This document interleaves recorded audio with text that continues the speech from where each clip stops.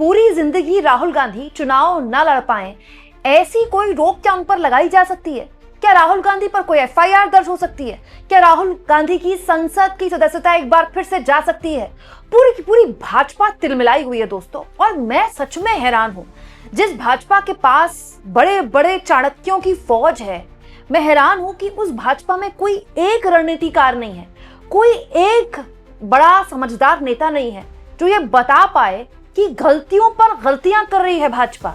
वो समझ नहीं पा रही है कि विपक्ष के जाल में फंसकर वो उसके नैरेटिव को मजबूत कर रही है। नहीं तो दोस्तों, मोदी जी और अमित शाह जी के लाडले सांसद निशिकांत दुबे ऐसी गलती न करते। क्या आप जानते हैं, बीजेपी के सांसद निशिकांत दुबे, जिनके संसद में काम करने का, बोलने के तरीके को मोदी जी बहुत पसंद करते हैं आजकल, उन्होंने एक बहुत बड़ा ऐलान कर दिया है। दोस्तों, उन्होंने ऐलान कर दिया है कि वो राहुल गांधी के खिलाफ स्पीकर के पास शिकायत लेकर जाएंगे और ये मांग करेंगे कि उन पर लाइफ टाइम वो चुनाव न लड़ पाए, ऐसा प्रतिबंध लग जाए और उनकी संसद की सदस्यता चली जाए।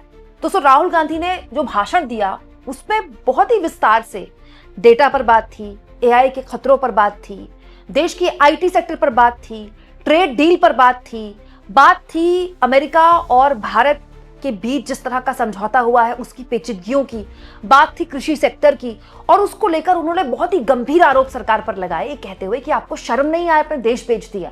ये एक ऐसे आरोप थे जिस पर सरकार जवाब नहीं दे पा रही है। हालत ये हो गई कि सरकार गलतियों पर गलतियां कर रही है। और अब बीजेपी के सांसद निशिकांत दुबे ने यह ऐलान कर दिया है, आज संसद में वो जब एंट्री ले रहे थे, उन्होंने जो ऐलान किया वो सुनने लायक था। उन्होंने कहा कि वो राहुल गांधी के खिलाफ सब्सटेंशिव मोशन प्रस्तुत करेंगे, जिसमें उन्होंने उल्लेख किया है कि वो कथित तौर पर Soros foundation, Ford foundation, USAID के साथ कैसे जुड़े हुए हैं और थाईलैंड, कंबोडिया, वियतनाम और अमेरिका जैसे स्थानों की यात्रा करता है।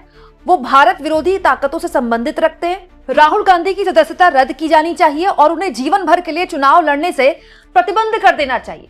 ये बकायदा निशिकांत दुबे ने बोला नहीं, निशिकांत दुबे ने बकायदा इसको ट्वीट किया है। दोस्तों, उन्होंने एक न्यूज एजेंसी से बात की, उसके बाद अपने वक्तव्य को ट्वीट करते हुए कहते हैं कि लोकसभा में सोरोस के रिश्ते का राहुल गांधी जी के साथ खुलासा करूंगा। दोस्तों, सबसे पहले तो मैं निशिकांत दुबे सहित तमाम बीजेपी के नेताओं से कहूंगी कि अपना स्क्रिप्ट राइटर बदलिए या फिर कोई एक्चुअली में बढ़िया रणनीतिकार ढूंढिए, क्योंकि ये जॉर्ज सोरोस वाली स्क्रिप्ट बहुत पुरानी हो गई।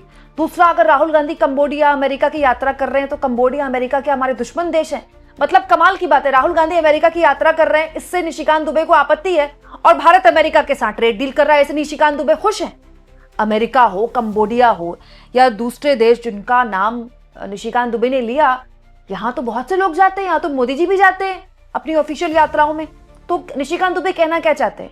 दूसरा, अगर राहुल गांधी जॉर्ज सोरोस से फंडेड हैं या वो तमाम अलग अलग संस्थाओं से फंडेड हैं जिसका जिक्र निशिकांत दुबे कर रहे हैं, तो प्रधानमंत्री नरेंद्र मोदी और उनकी सरकार के लिए तो बहुत ही मतलब शर्मिंदगी वाली बात है। ऐसा आदमी देश की संसद में बैठा हुआ है और आपको बोल रहा है शर्म करो, शर्म करो, और आप बैठकर क्या कर रहे हैं? उसके खिलाफ एक मोशन पास कर रहे हैं। बस तो पास भी नहीं हो रहा है, वो तो रिक्वेस्ट दी जाएगी निशिकांत दुबे से। संसद में एंट्री लेते हुए राहुल गांधी से सब इन्हीं सवालों के जवाब पूछे गए कि आपके खिलाफ विशेषाधिकार हनन प्रस्ताव आ सकता है या फिर निशिकांत दुबे कार्रवाई कर सकते हैं।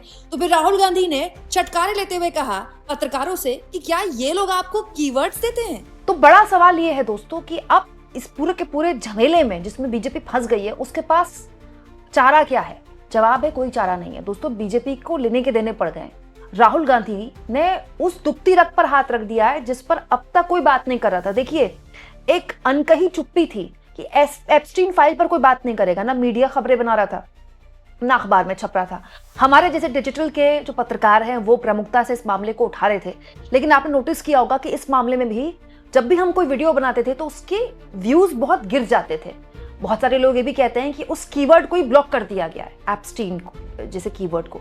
लेकिन इस पर राहुल गांधी ने संसद में बात कर दी, हरदीप पुरी का जिक्र कर दिया, और हरदीप पुरी को उसके बाद प्रेस कॉन्फ्रेंस करनी पड़ गई। सरकार को लगा कि हरदीप पुरी प्रेस कॉन्फ्रेंस करेंगे तो एक तरह से सरकार बच जाएगी, लेकिन हरदीप पुरी की प्रेस कॉन्फ्रेंस करना सरकार को और भारी पड़ गया, क्योंकि हरदीप पुरी ने खुद स्वीकार किया कि वो 3-4 बार एप्स्टीन से मिले, प्रतिनिधिमंडल के लिए साथ ही मिले, लेकिन मिले। कल मैंने आपको एक खबर दिखाई। अब सरकार से विपक्ष ने ये सवाल पूछने शुरू कर दिए हैं कि आप एप्स्टीन जैसे ऑफेंडर से कैसे मिल रहे हैं। दोस्तों, एप्स्टीन कोई सिंपल अपराधी नहीं था, वो दोषी करार दिया गया था बेहद ही जघन्य अपराधों के लिए। भारत जैसा मतलब एक ऐसा देश जहां पर नैतिकता और चरित्र का इतना ज्यादा महत्व है, आपको एप्स्टीन नहीं मिला बातचीत करने के लिए मेक इन इंडिया के लिए? मतलब आप सोचिए दोस्तों, ये तब है जब अमेरिका में लॉबिंग लीगल है, तो आप कोई लॉबिंग फर्म हायर कर लेते।